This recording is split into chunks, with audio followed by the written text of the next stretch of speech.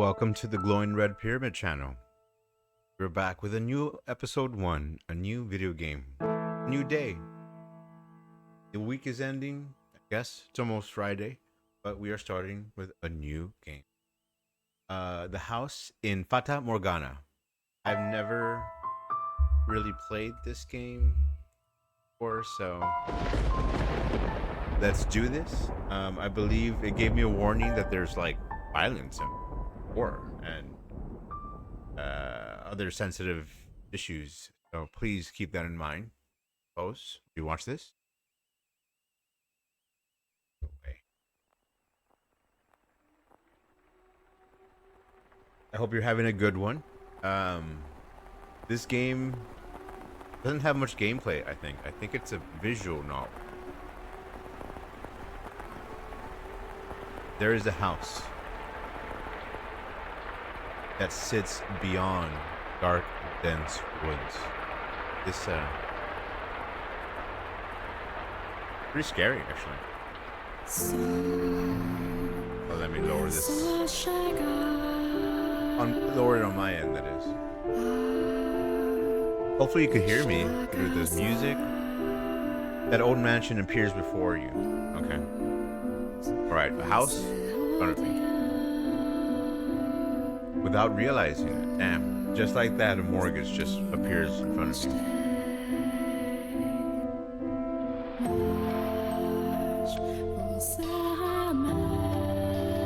The lighting's a little dark on my face right now, so I apologize.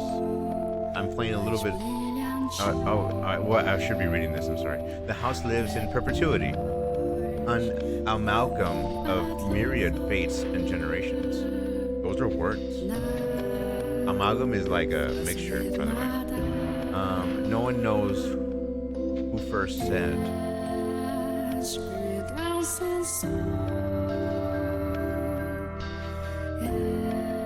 that the mansion was cursed.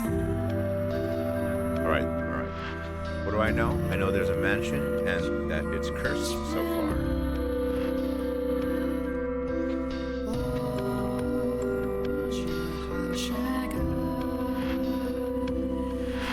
Planning, script, and direction, Keika Hanada. So, what's this game about? Well, it's about art. Really, this is really what drew me to it. The art of whoever this is, Moyataro. Apparently, it's just a gothic novel, and I'm just feeling like Halloween already. And I didn't really feel like playing a game necessarily, but a visual novel sounded interesting, so I thought I'd do that. Again, sorry for the terrible lighting. There's not much light coming from this side here. This side. Perhaps once the second screen starts to the house in. I kept calling it the house in Fate Morgana, but apparently it's the house in Fata Morgana. Our Father, right, who art in heaven, hallowed be thy name. That's a Catholic. Who art in heaven, see? Hallowed be thy name. See, spoilers. But I know my Catholic prayers, I guess. Have mercy on me, O Father. That's a new one to me. I didn't learn this version, I think.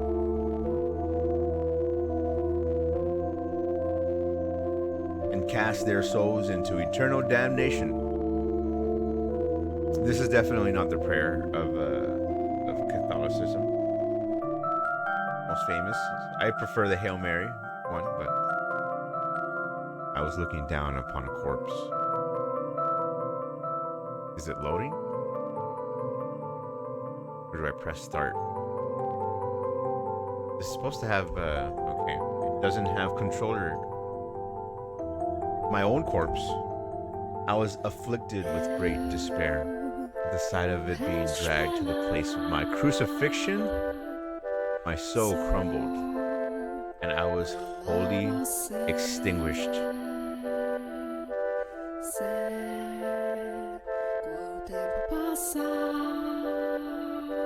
Indeed, I did once lose everything.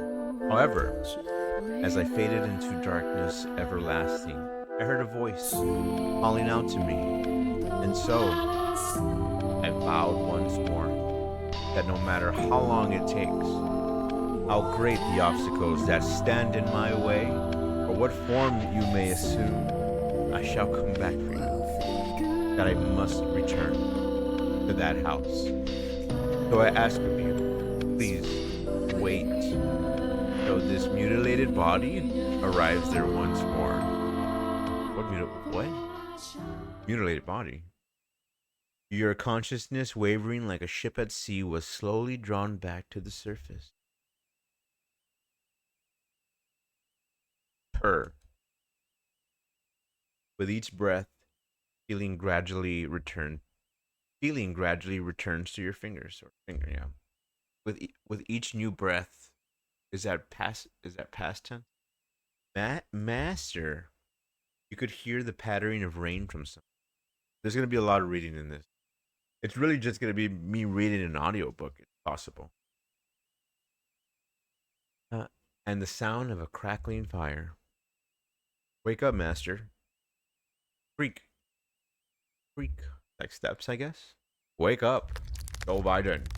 You came too. You were rocking back and forth in a rocking chair. The room was dimly lit. I love the sounds on this. Aside from the flickering of the fireplace, there was no other illumination.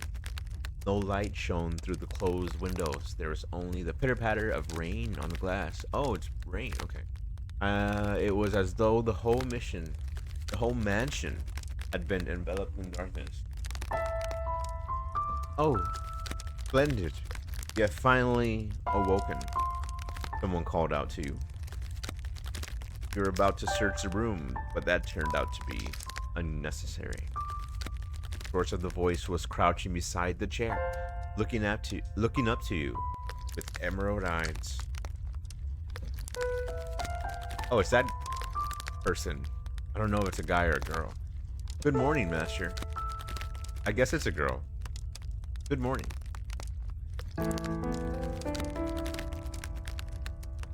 Oh, can I choose?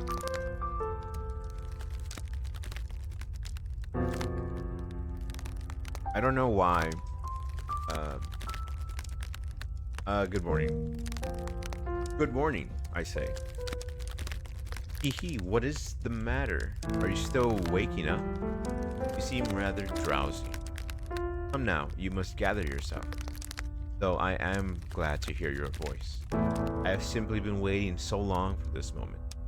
Tending to the mansion, all by my lonesome, ensuring it was ready for your return, whenever that time may be. When I saw, this reading, man. When I caught sight of you through the window, my heart fluttered. Time had finally arrived. I was perplexed. I am perplexed. What does that mean? I mean, I know what it means, but like, what is she telling me?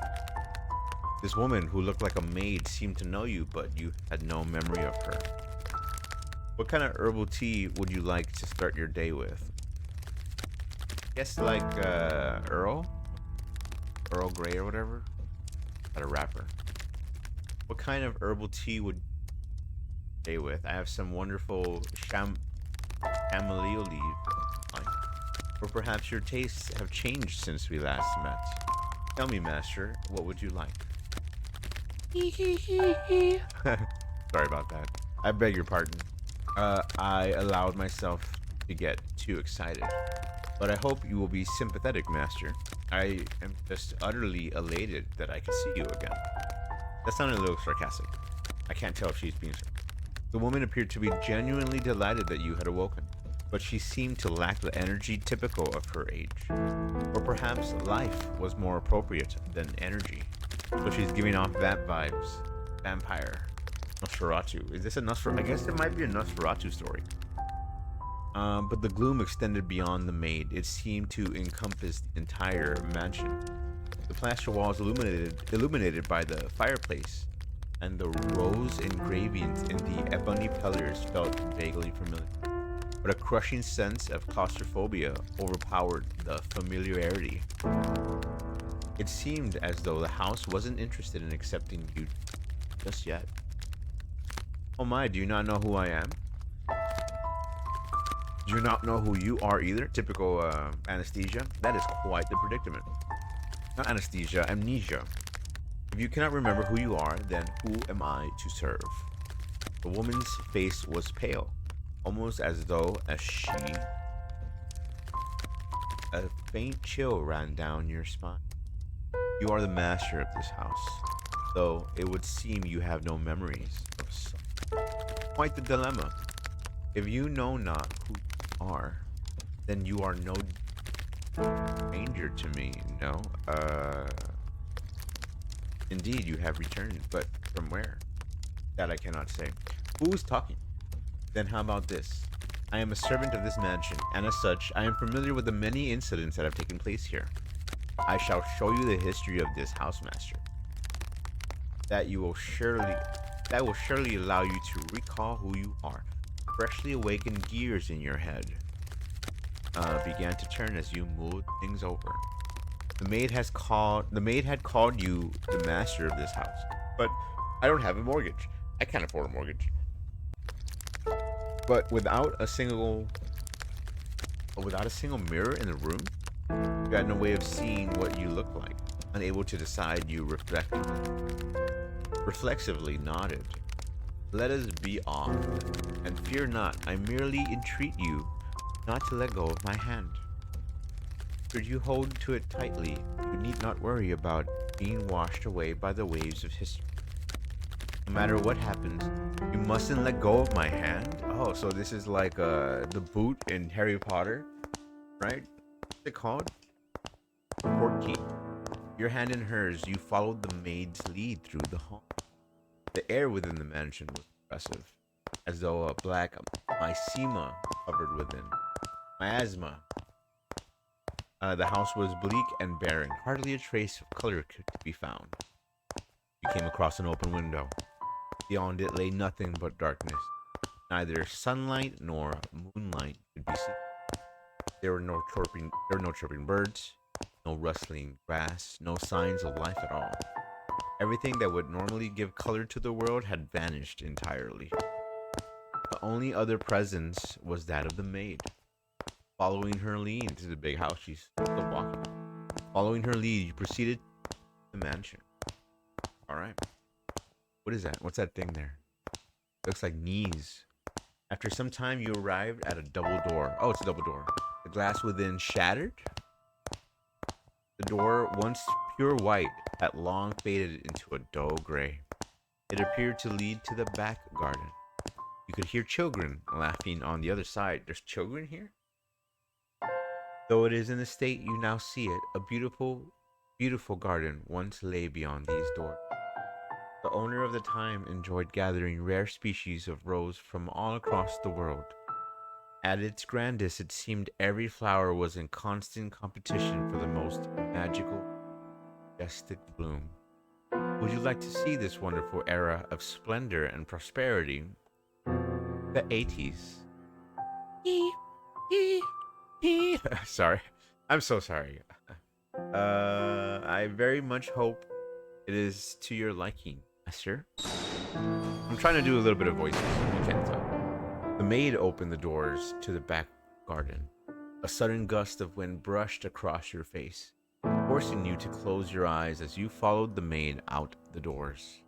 When you next opened your eyes, the world was no longer blanketed in shadows.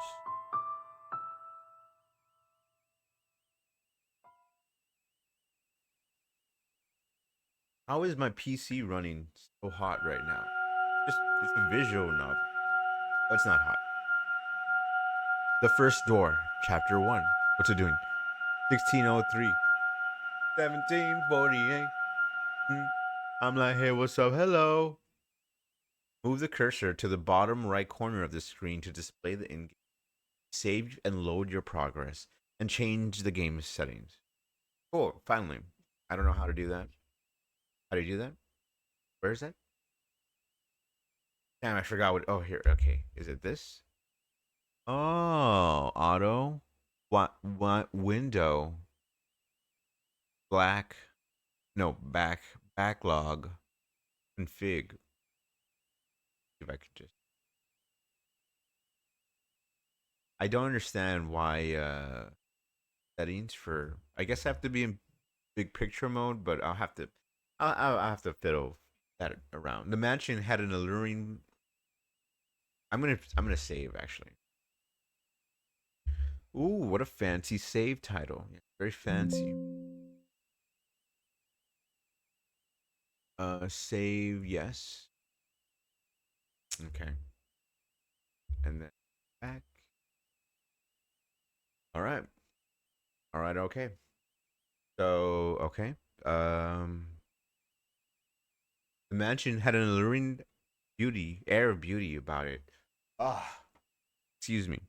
The mansion had an alluring air of beauty about it in that era. It was almost like something out of a fairy tale. This period of history could be perhaps be described as symphony of destruction. Oh shit. Cumbersome principles of old came crashing down. Freed from the day-to-day oppression of these antiquated precepts, the people seemed to hark back to the more poetic, expressive ways of old. This music, man. They took these newly blossoming emotions in hand, and with them they wrote literature, painted portraits, composed theater, and found love.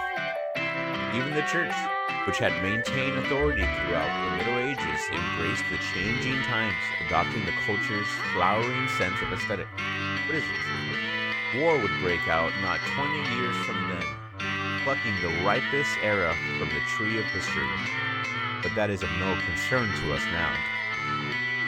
At this time, it was still what people refer to as the Golden Age, a period of furor for all who were there.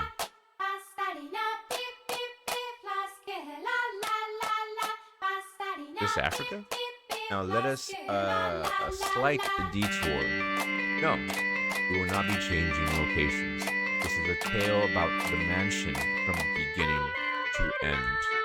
We will, however, be moving through time, say about 8 years into the past. Very wealthy family lived in the house then.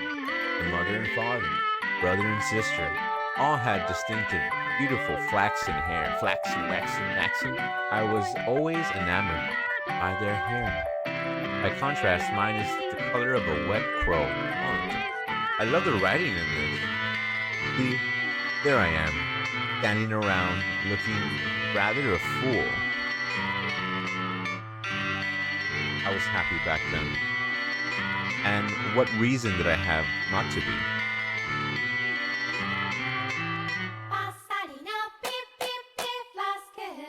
Afforded the opportunity to attend such a beautiful home. So I poured my heart into serving that family. Listen closely, if you would. That soft, fleeting sound that could only be a young girl singing. Can you hear it? La la la la la. La la la la la. The girl you see, cheerfully picking crimson roses and singing like a songbird, was Nellie. Through young, so young, she sang with elegance. Nellie was deeply fond of the house's garden. She would often spend her afternoons there. Hold on. I'm gonna lower this a little bit. I don't know.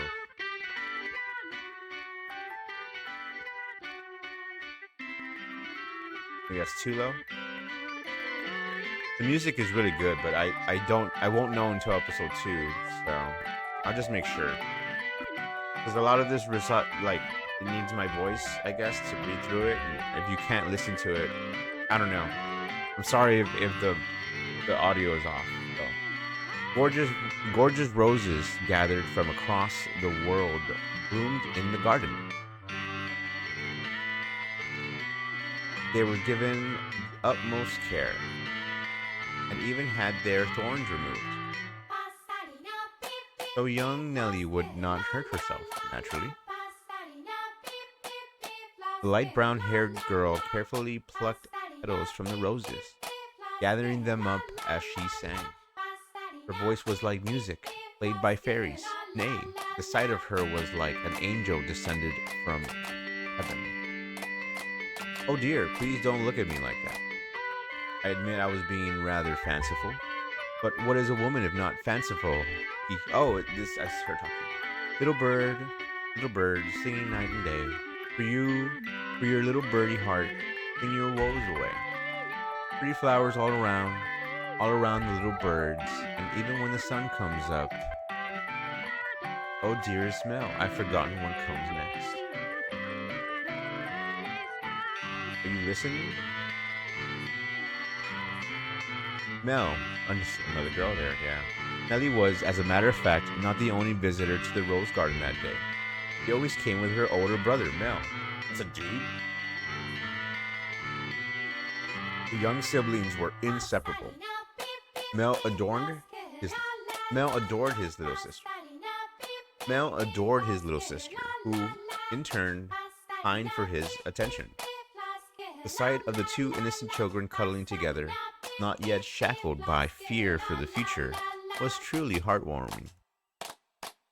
That day, Mel was sitting in the shade of a tree reading a book. As I am sure you are aware, in their time, books could not yet be mass produced. Oh, really? What he was reading had been copied by a scribe. I presume he had borrowed it from the church. The book, having passed through many hands over the years, was visibly worn, but I suppose that just speaks to its importance. It was, in fact, a Latin grammar textbook he was reading. Mel was a clever boy. He had attended church from a very young age, where a priest would instruct him in Latin grammar.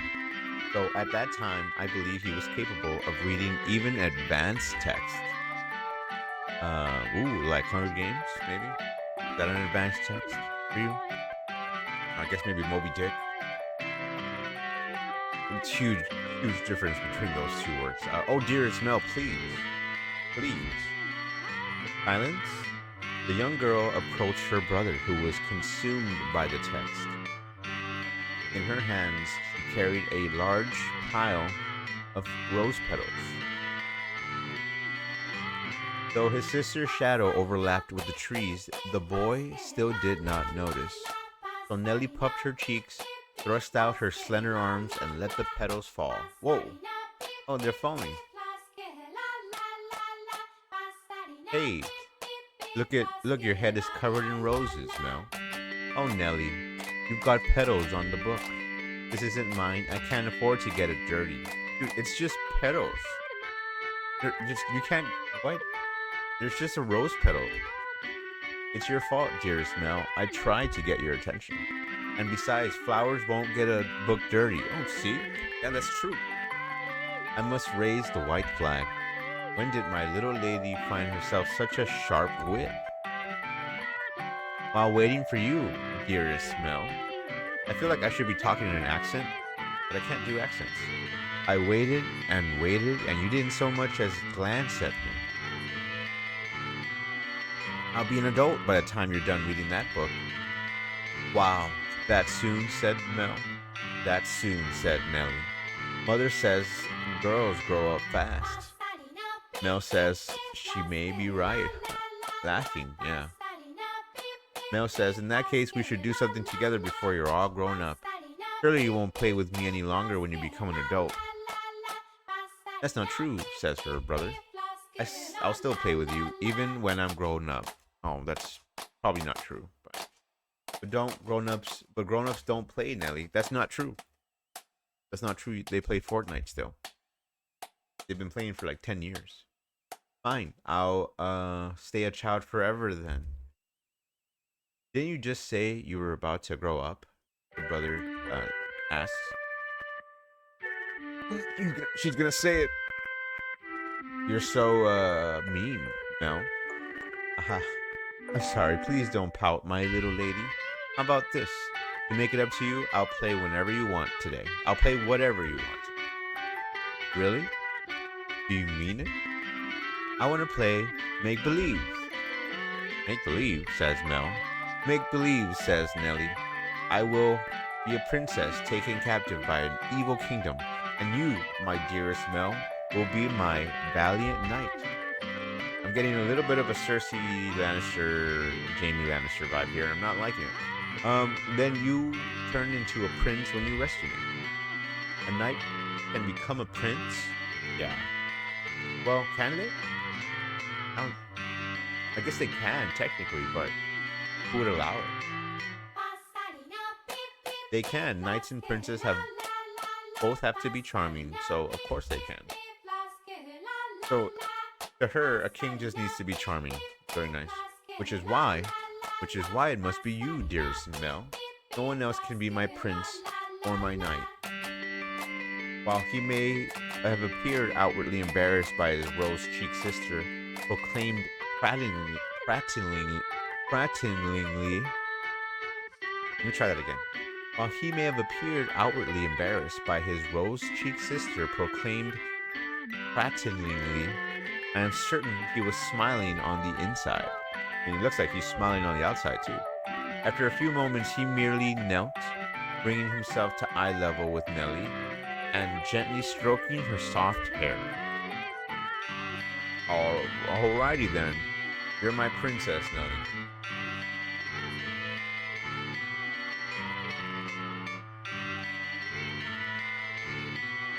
And not just anyone's princess, dearest Mel, but yours alone. I'm definitely getting the vibe of Lannisters here. Don't be anyone else's prince but mine, okay? Nellie, geez, my prince is quite the fawner. Is that bad? A princess, quite the fawn. Does that make you dislike me? Not at all. I'm proud to have you as my sister, Nellie. You mean more to me than anything in the world, my dear princess.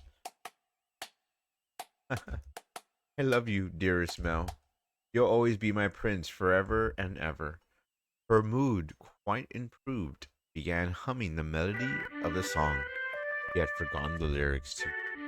Holding the skirt of her dress from her body, the young girl pranced about the rose garden. Mel, his eyes on her back, gave a little shrug. Oh, Nellie, don't come crying to me if you trip running like that. But Mel was not entirely disapproving of her sister's excitement. He carefully brushed aside the petals on his book, set it in the shade of the tree, and began chasing after Nellie. They were picturesque siblings, brimming with hope, and at this time in their lives there was nothing to jeopardize that hope. That's nice. Would it not be wonderful if children could stay children forever, Master? No. They need to grow up and get a job. As I see it, though, the pleasant, gentle times in our lives have value because they come to an end. Wouldn't you agree? No. Time continues to flow, impartial, and without exception. And as such, everyone's childhood comes to an end, you know? Just like that book, Childhood's End. It's a good science fiction book. Childhood's End. This is the Glowing Red Pyramid channel. Be that as it may, does time also flow at the same speed for each individual? Yeah, it does. Well, no, it doesn't. It depends how fast you're going. Now let us take a trip down the river of time. I would very much be delighted if we could remain at this point in time, but unfortunately, we cannot. Please do not let go of my hand, Master. Why even show me this delightful time? Just take me to the bad shit and show me that.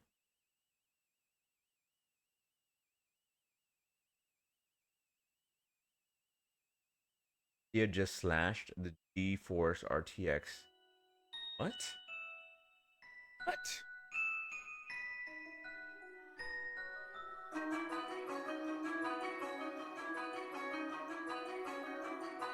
Sorry, I just read something about the 5090's price getting slashed.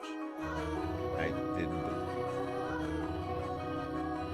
Yeah, I do want a 5090 so I can play this game and using that 32 gig VRAM. I'll be on my way then, says Melly. Oh, he's grown now. That's a badass corset that he's wearing. I guess it's not a corset, but it looks like one. The priest says, oh, you usually stay for longer. Mel responds, yes, I have an errand to run today. Thank you for your time, as always. Would you like the book back, sometime next week. Next week or the week after. Hold on to it as long as you'd like. But surely, Mel says, there are others who want to use it. None as sharp as you, Mel. Put yourself in my shoes and you'll understand. I want to give you any advantage you can get. Aha! Oh, do you not believe me? Oh, no, I believe you, Father. And I mean to do whatever I can not to point you. That's the spirit. If you need anything, don't hesitate to ask. I'm proud to have you as my pupil. Ah, yes. And Mel, do you consider what we were talking about? Do consider what we were talking. Going to university? Indeed. If you do, I can introduce you to some of the accomplished instructors. There is very little left for me to teach you. I believe you would make a fine priest. It's an honorable thing, Mel, to devote yourself to the service of our Lord. Mel says nothing. Kind of looks a little bit worried. I'll give it some thought. If you excuse me, then I'll see you again. Wonder why he didn't want to. Our doors are always open. Farewell. Now we leave the church, and he looks worried. So, whether it's in the service of God or service of the church, it is an honorable profession. It is, sure. But theology, I wouldn't mind attending university, but I'm not sure. Kind of like to do something different. Something more benefiting of the times. As for what, though, I'm stumped. But I need to make up my mind soon. If I drag my feet for too long, even my father is liable to grow impatient.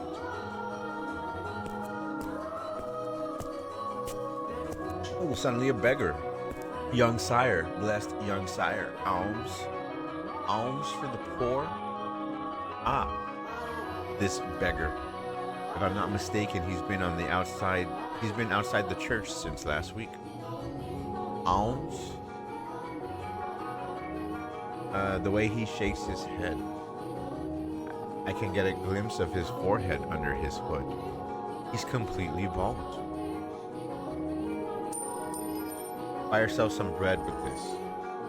Ah, says the beggar. Thank you. Thank you very much. May the Lord bless your soul. Thanks. Thanks. So, this guy's satanic or something? The Lord. Oh no. Nellie's going to be cross if I don't hurry home. Nellie, she's still alive. Curses, it looks like it's going to rain. So many things. Master? Master? Oh, thank goodness. You appear to have a firm grasp on your consciousness. I was afraid you had accidentally let go of my hand. Hee hee hee. Now, Master, this is the period of time I truly wished to show you. The boy reading in the rose garden was now a fine young man. Nonetheless, he still bore the same gentle eyes as before. He would from time to time show remnants of that innocent young boy. He was in his own mind still making the transition into adulthood, I suspect. Mel frequently visited the church. On Sundays to participate in Mass, of course, but more often to be tutored by the priest. In addition, he also attended a private school run by an eminent marquis. Although it was not a school where students had desks and sat in rows. They studied at the marquis's estate. Secondary and higher education was not the same as it is today, and Mel was considering university. The priest wanted to recruit him to the church, but Mel was having difficulty deciding what he should do. That he had such a choice is envious, did not? I guess so. I mean, when you're smart, you got a lot of choices. Good afternoon, Mel says. I'm here to pick up my order. Is it ready? Aye, ready and waiting, young Master Rhodes. Oh, don't call me young master, please. I beg your pardon? And it seemed to get my heart. What? And it seemed. What the fuck? I beg your pardon. Can't seem to get me head out of the past. Your order's right here, sir. Mel had stopped at a jewelry store in the center of town on his way back from the church. The building was both a workshop and a storefront, and the nobles of the area were deeply fond of the master's wares. He was so skilled, even the royal family had commissioned work from him.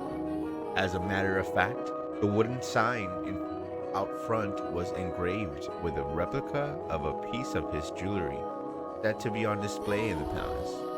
As artistry flourished in the Golden Age, a number of shops selling luxurious items such as jewelry rose in kind. However, the clientele of these shops comprised a very narrow range of rich people. Yes? May I have a look? Of course, of course. Silence. Good, it came out just as I hoped. Splendid work. He, says other. Can't afford to disappoint a loyal customer like yourself. Talks like Hagrid from Harry Potter. An admirable work ethic. I'm sure she'll love it. Such a kind lad, young master. The boy back home could do well to learn a thing or two from you. Every man ought to show women some cordiality. Coming home to a cold fireplace is a sad thing indeed. Ha ha ha. Is that funny? Again, please don't call me young master. It's young thug. My apologies.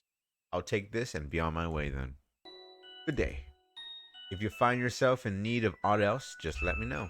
I can make any jewelry you ask for. Come to me and your sweetheart's day will be sure's made. I guarantee the two of you will have all sorts of fun when you give it to her. Please, I don't have a sweetheart. I'm maidenless. Oh, well, that's a surprise. I'm sure many girls are vying for your hand, too. Young Mr. Rhodes. A fine family, good looks, army, and your future's all, but I'll be on my way then. I'm in a bit of a hurry. Good day. Come by again, anytime. He seemed a little worried about his future, I guess. Goodness, that guy was flirty with me.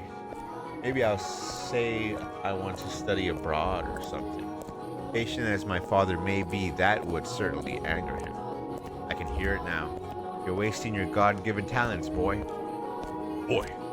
I could renounce my name and rank, go somewhere far away. That sounds like a plan Neville would come up with. Nelly would come up with. Not Neville. Sorry, I'm thinking about Harry Potter too much. And they're walking across the street. Back in the garden, I guess. As he drew closer to the mansion, the rich fragrance of roses grew more prominent. Over time, this distinctive scent had led to visitors to refer to the house as Rose Manor. It was probably a play on the flaxen-haired family's last name, Rhodes, which you heard the owner of the jewelry just say moments earlier. The mansion looked quite different than it does now. No? Yeah, it doesn't look like shit.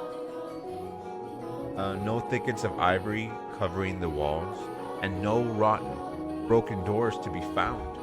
I wonder what the Rhodes family would think if they saw the house in its present tragic condition.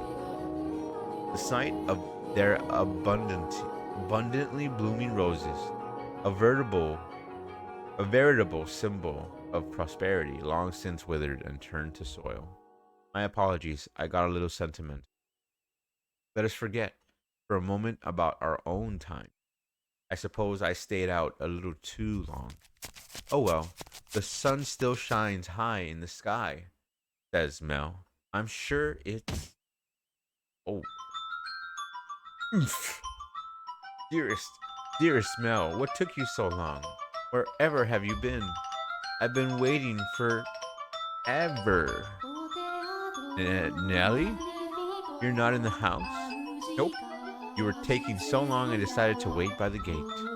But you didn't even notice me. At all. Is that any way to treat a lady? A lady? You should have said, is that any way to treat your sister, young lady? All that studying's got your head stuck up in the clouds. No, it hasn't, really. Also, you're heavy. Could you please get off my back? Heavy?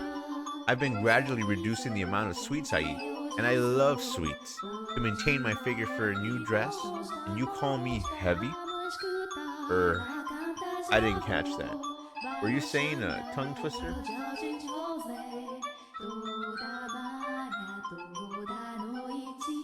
You're such a dimwit, Mel. Jerk, blockhead, weakling, jeez. And obnoxious to boot. Whatever happened to the delightful little girl who was once my sister? He thinks to himself. He'd probably throw a fit if I said that out loud. Should you really be outside, Nelly? You are the star of today's event. It's fine. They can call it a birthday party, but I know it's just about fraternizing. Fraternizing. It's obvious what father's true motives are. Oh, he's trying to sell her off. He'll be gathering a bunch of boys from good families to look for someone to marry me off to. I have no interest in that at all. Don't be like that, Nelly.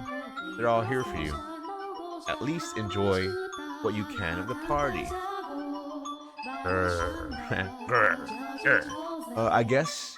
And besides, it's not completely terrible. Look at this, dearest Mel. What do you think? What do I think? About what? About what? Mel? My new dress. It arrived. I'm wearing it. How could you not notice? I did notice. It was something I hadn't seen before, but you have so many dresses, Nelly, so. But this is a dress I had made just for today. Wow, they are rich.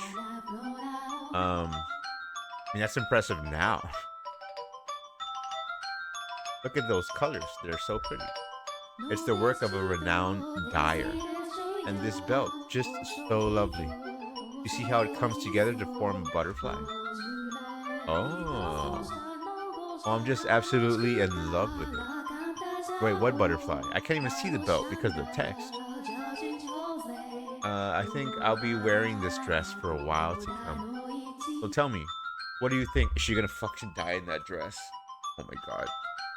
Is that why she said that? Does it look good on me? Yeah, it does. It's pretty. Fucking pervert, man. In some ways, I guess she's still a delightful little girl. She's a little fucking pervert, what it sounds like. Oh, dearest Mel, I love you. He's getting a good grasp of his A cups, for sure. Don't jump on me like that. Ah, oh my. You dropped something. What have we here? Wait, hold on. No, you can't have that yet. Is it a present? Give it back. I was going to give that to you later. I knew it is for me, and just what could it be? Hey, don't open it. What's the big deal? It's just gonna be mine soon anyway, isn't it? That's true. You got me there. Oh, I love it. A rose necklace. And this design. It's from the jeweler the royal family uses. Oh, my dearest Mel. You had this made just for me? Oh, jeez. It defeats the purpose if you open it before the party. Happiness is always better sooner rather than later. That's a good saying. I think I'll put it on right away. There. How does it look? It looks lovely. My prince is still the sweetest in all the land.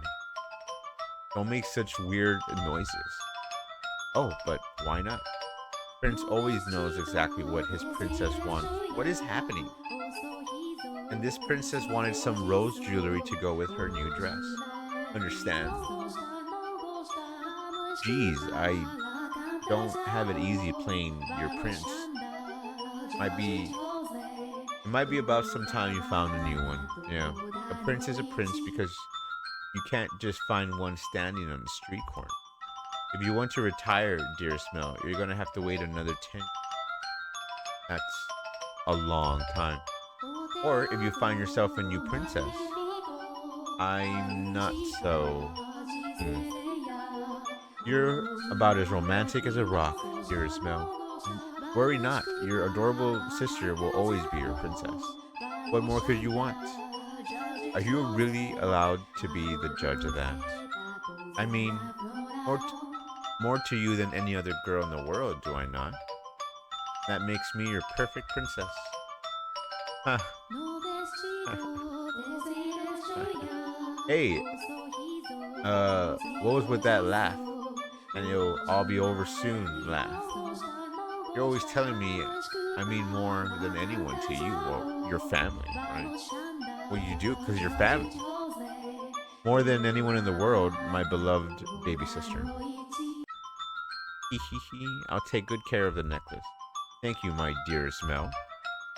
Well, if you're happy with it, then so am I. Okay. Well, you're very welcome. Now back into the house. You fucking child. Get in there. Nope. What? I imagine they'll be here soon, though. Were you down at the church again today, Mel? Yeah, there was something I didn't know how to translate, so I went there to look it up. Wow, so diligent. I can't say I really like the priest there personally.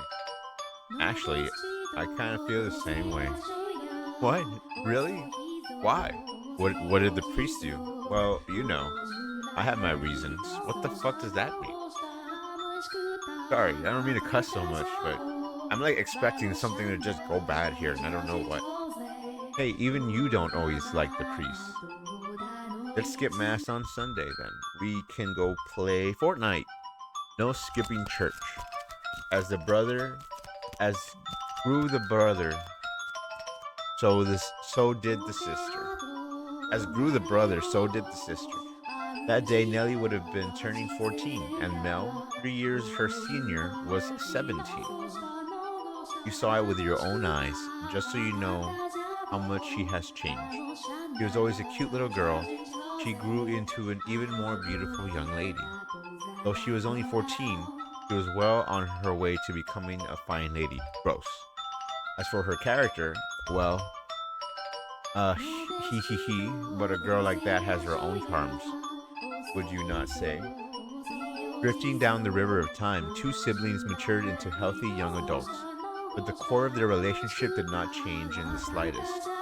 Nellie was very much attached to her brother. As much as Nell complained, he still cared deeply for his sister.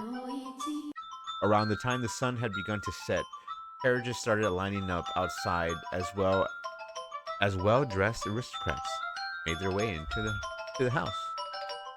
As Nellie had suspected, the majority of them were boys.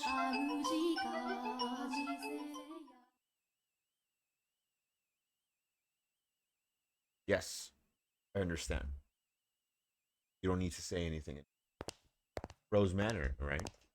Okay, we'll go together. Oh, me alone? No, please don't make me. The inhabitants of Rose Manor are surely living quite contented lives. And I'm sure they don't remember a thing.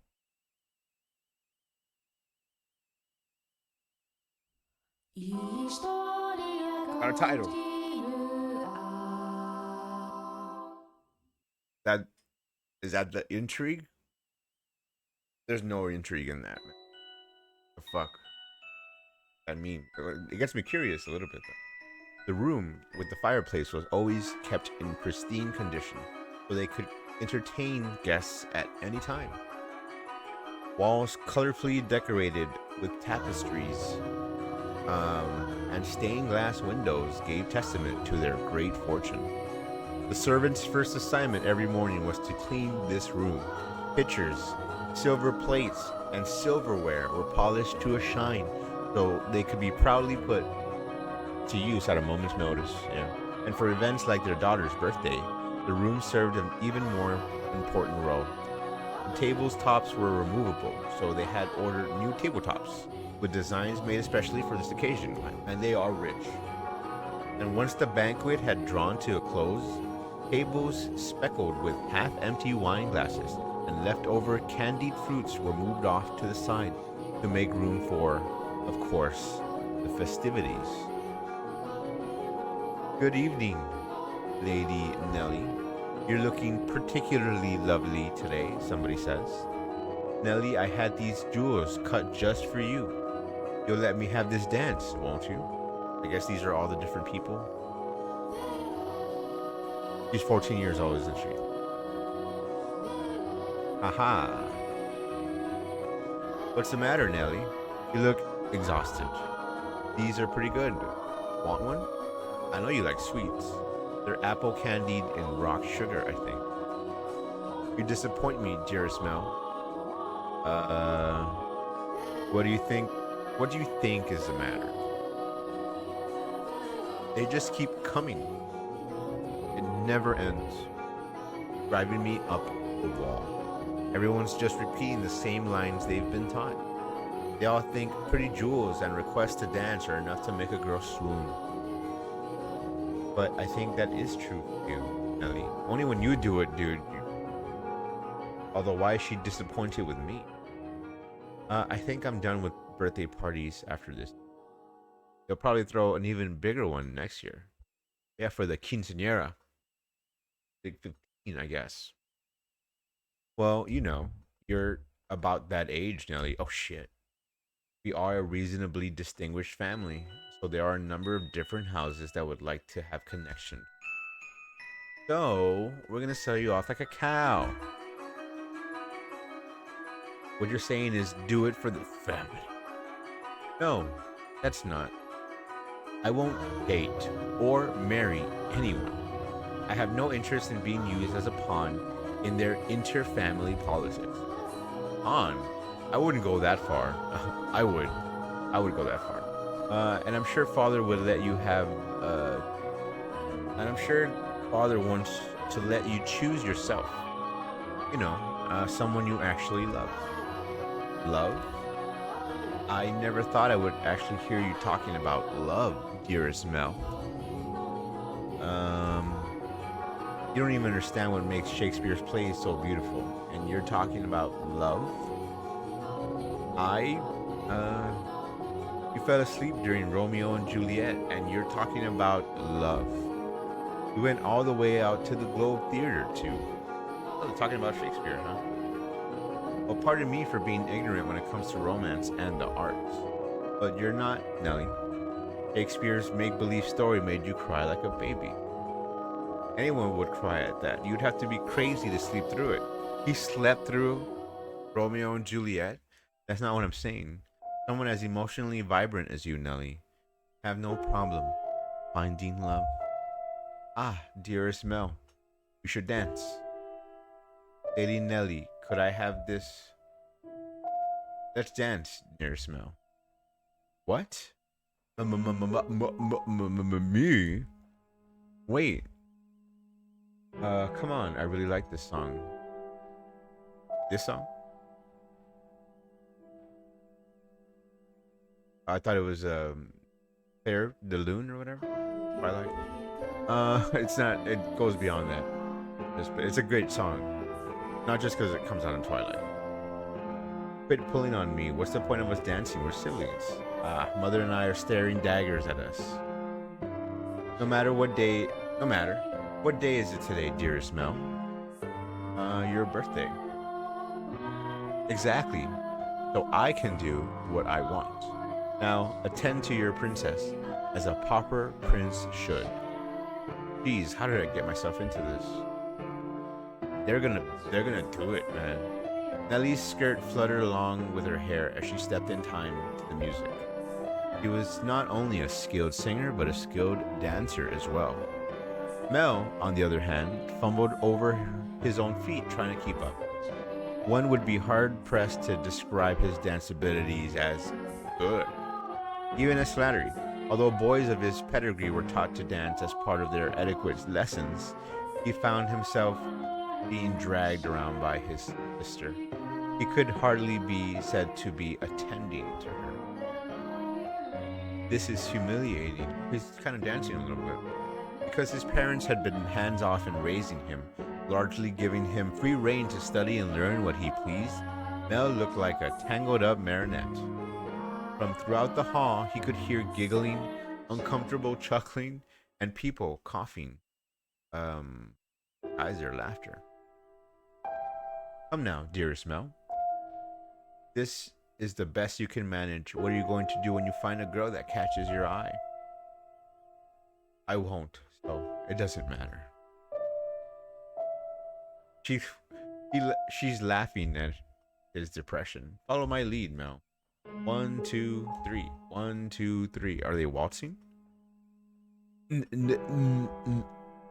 Nellie, alone, enjoyed her time dancing with her brother, and quite thoroughly at that.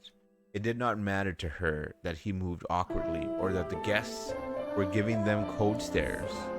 It was their parents who first cracked under the pressure, just as their father was about to give an exaggerated cough and stop the music. A ruckus suddenly swelled up near the entrance. What could that be? Who knows? Whatever's going on, I've been spared. The music came to a stop, and the party guests began bustling. Siblings, the siblings' father spoke up sternly above the noise in order to quell the spreading commotion. He ordered the servants to investigate. Had the music restarted, gave a short apology, the interruption, set the party back on course. I went to go check on the entrance with the other servants, as I recall. Oh my, why are you looking at me like that? Hee hee. These are not my memories, but those which dwell within the mansion. Do you think we should be following what happens next from my perspective then? That is not what confused you. Well, your question shall be answered in time. In time. Now, let us return to our tale. Though the party had fallen still for a moment, their father's decisive action restored the guests' festive moods in short order. Though it was not, by any means, the commotion that had caused the ball to conclude earlier than planned. Oh dear, I hear thunder. It was rather loud, too. Sounds like we have quite the storm brewing. They lived in a country where the weather was nothing if not unpredictable. Rain was a frequent occurrence there. Stretches of time with clear skies grew longer as summer approached, but the weather was still somewhat unstable on the cusp of the two seasons. They had a strong wind that night as well, which turned the raindrops into little spears on the windows. Were the party to continue on any longer, no one would be able to go home. Although their father was quite concerned that Nellie had not gone on with any of the aristocrat boys, he decided to cut the festivities. Thank goodness it ended early. How lucky I am. This must be a blessing for always being such a good girl. I'm not sure having your own birthday party cut short counts as lucky. But it was no fun. I can't help it if I'm not enjoying myself. And for heaven's sake, Arthur was here. I had no interest in dancing with that dunce. Arthur? Who's that again? Someone who was here? Unbelievable. You don't remember anything, do you, dearest Mel? He came over to play a few times when we were little. He's covered in gross freckles and he's a huge jerk. He said my hair looked like the color of fallen leaves. Fallen leaves. Just thinking about that ugly smirk has me fuming. Hold on, I'm just checking it. Yeah, I'm good still. And yet he acts like nothing happened. He even calls me Lady Nellie for goodness sake. Are you listening, dearest Mel? I'm listening. I wonder what the ruckus earlier was. You weren't listening, were you? Who cares about that? Sorry, but aren't you curious? Probably wasn't another guest, at least. Maybe a cat sneaked in. Think so? I do. But enough about that. Would you like to play cards in my room, dearest Mel? Seriously, I'm exhausted though. It's not even that late. Hmm, fine. Something feels kind of off. Cat? I want to go check. Come on, hurry up. Oh, hold on. You don't need to drag me now. My birthday isn't over yet, and you're not done attending to me. Oh, Nelly.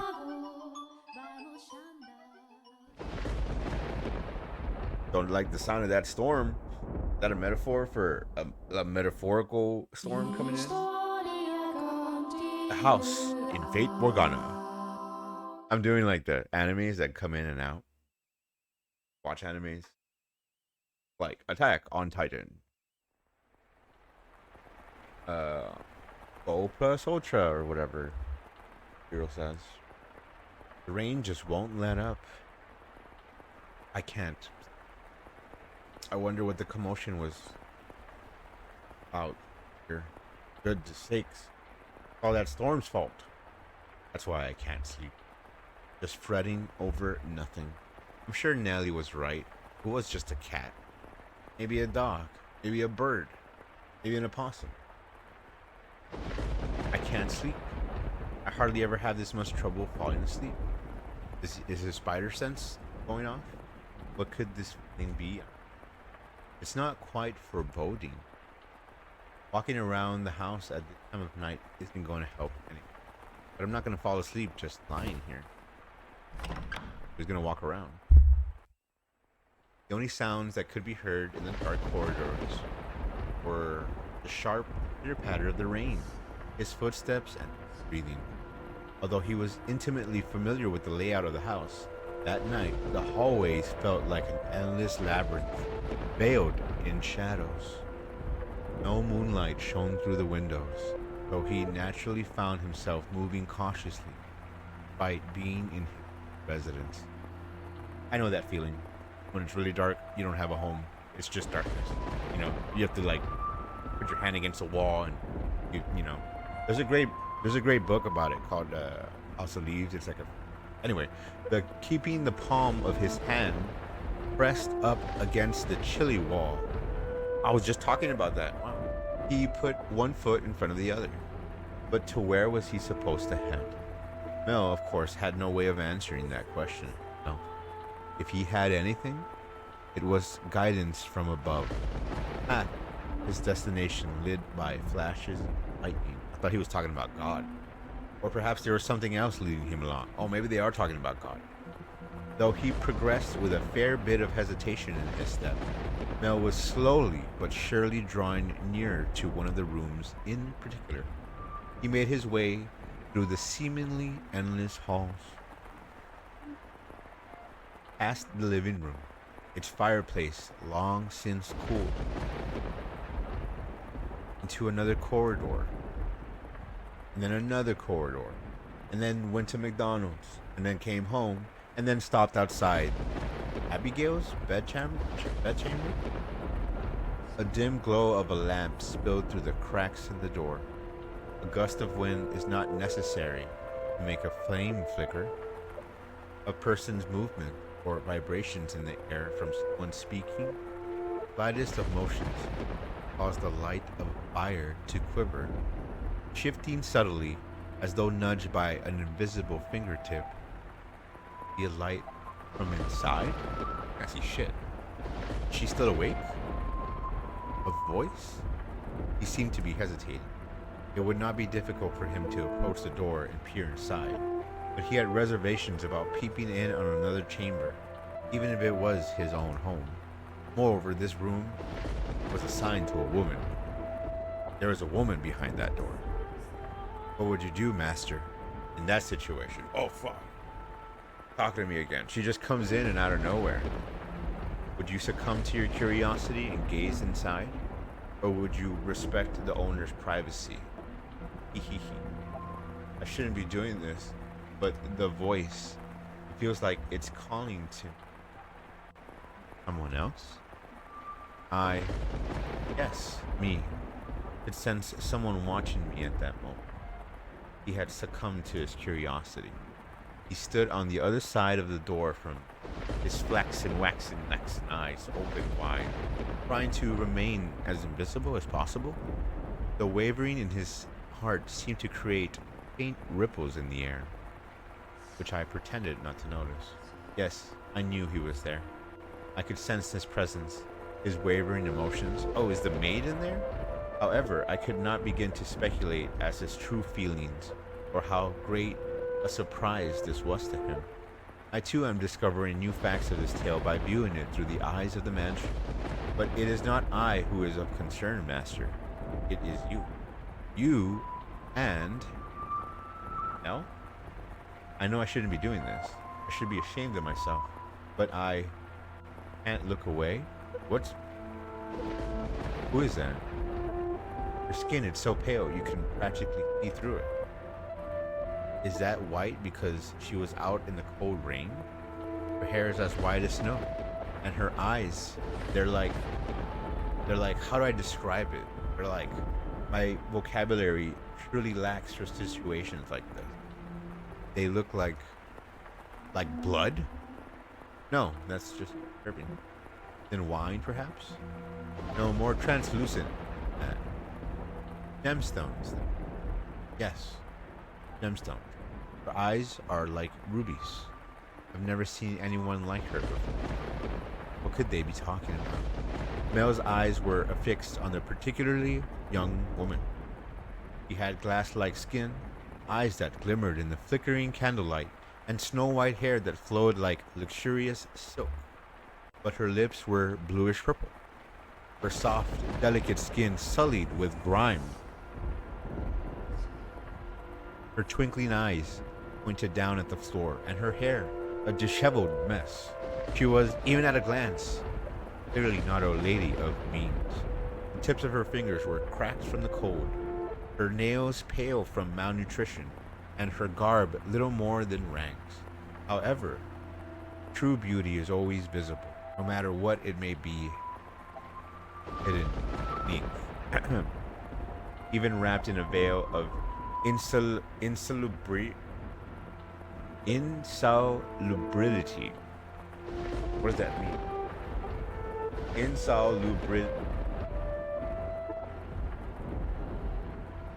Insalubrity. Bro, not even Google knows what I'm saying. If I'm sorry. I have to find out what this word means. Insalubrious. Oh, okay. I kind of know that word.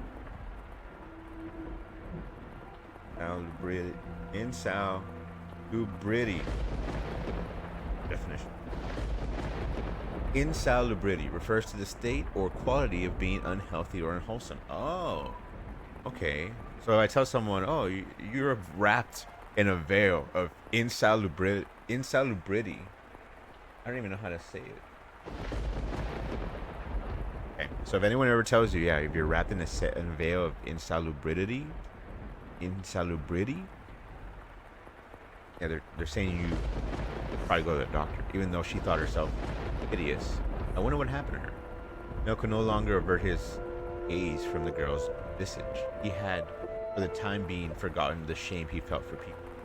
As he strained his ears to hear the conversation taking place inside, a sickly voice arose from the white-haired girl's purple lips. So feeble was the sound that a gentle breeze blowing through the room could carry it away. The white-haired girl, I apologize for the trouble. Think nothing of it. Give your apologies and thanks to the mistress. Understood. What? There's something strangely comforting about this house, almost as if I've been here before.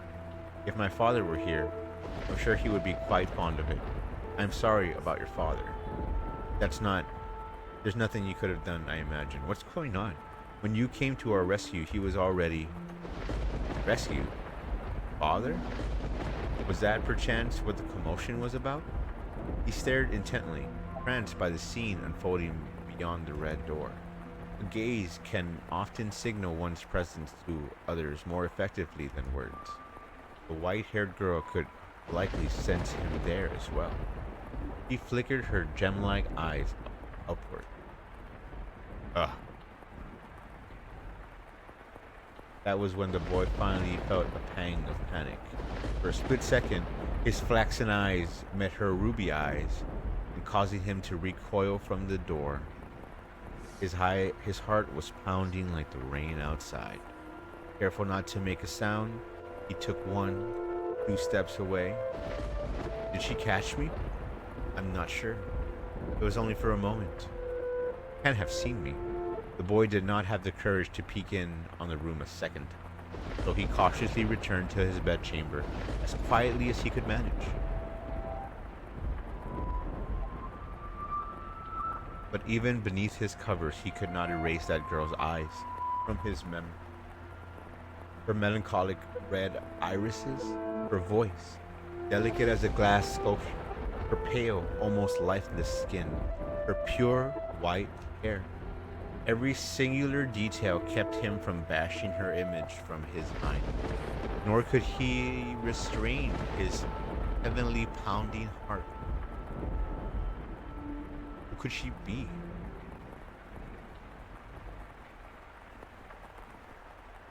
There we go. Aren't they on the cover of this? The white-haired girl. Something that mattered? No, I just thought I felt someone watching it. It's only your imagination, I'm sure. It's not if not your imagination, then perhaps some unseen force was watching. Unseen force? Are you familiar with how people refer to this mansion? Rose Manor. Yes, indeed. It is called Rose Manor because you can smell the sweet fragrance of the rose garden even at a great distance. I thought roses don't smell, but that is not what I meant. It is said that a witch resides within the house. A witch? I have not heard such stories. You probably wouldn't have. It was a very, very long time ago. Nothing you need concern yourself with. You have a particular presence about you. Should I consider that a compliment? The maid says. It's getting late. You should get some rest. A room has already been set aside for you. But first, may I ask you one thing? Yes.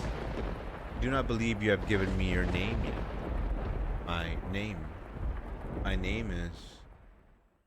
My name is what? My name is Chicka Chicka. The girl with white hair. Mm-hmm. Wake up. Joe Biden. Nelly. Well, it's morning. Disappoint me, dearest Mel. It's it's very much long since I didn't see you at breakfast, so I came to find out what was the matter. I've really been asleep that long? And father's too lenient on you, dearest Mel. Oversleeping is hardly proper behavior for a firstborn son. I know. But before that, yes, dearest Mel? What are you doing in here? You can't just go prancing into a boy's bedchamber. Leave that to the servants. I did send one for you. You're the one who refused to wake up. Besides, it's not like we're strangers. We used to sleep together all the time. That was a long time ago. Things are different now. Oh, you're overthinking it, silly. Now hurry up. Out of bed. Sleepyhead. Alright. Staying up. Alright. So you can see yourself out. Oh, my. You look awful, dear Smell. For someone who overslept, you look like you didn't get a wink last night. You think so? You didn't go out of town last night, did you? Naughty, naughty boy. I would never. You know that. You squeaked. You don't think I believe you. I didn't go out last night or anything. I'm tired because you had me playing cards until late. Yeah, that's true. Hey, we weren't playing for that long. Guys, look at me. I got up just fine. Anyway, shoo. I can't get dressed with you in here. Fine, I'm leaving. Yeah, that girl wants it. Whoa, what the? Come on, no need to be mean. She came back, dude. Sure, you'll be quite surprised at the news. Oh, at breakfast, which you missed, father told us. Told you what? Do I really want to say? It sounds like you want me out of your room, dearest Mel. Please, Nelly. Hee hee. We got a new maid today from a house we have ties to, supposedly. I've never seen anyone like her before. For supposedly coming from a good family, she isn't very graceful. And I've never seen her at social gatherings. But that's not the surprising part. Does that maid? She's particular. She has a very unusual appearance, that one. Have white hair. What? How do you know that, dearest Mel? Hmm. Thanks, Nelly. Oh, he just ran out. Oh, for goodness sakes, what's gone into him? Bah, bah, bah. Oh man, I kind of want to end it here, but I want to end it on a note, and there hasn't been an end note, so I'm gonna keep going. However, the ladies of the house, all the Abigails. However, the ladies of the house all had Abigails, so there were several women servants, including myself. Is that what they're called, Abigails? That's pretty cool. I mean, not cool that it's a servant, but um, just the fact that it's kind of like cool name. I don't know, it's a cool name. The maids, by and large, were selected from the daughters of other esteemed families. It was, you could say, a sort of training before they entered society. The girls would serve at houses even more powerful than their own. And the white-haired girl Mel saw that night before was one such maid. Okay? When he heard this, Mel could no longer sit. Mel could not sit still any longer. Oh, I didn't really think this through, did I? I didn't even know where she was. I'm guessing she's probably mother's maid. White hair. Has to be the girl from that. Hold on, I'm gonna get some water.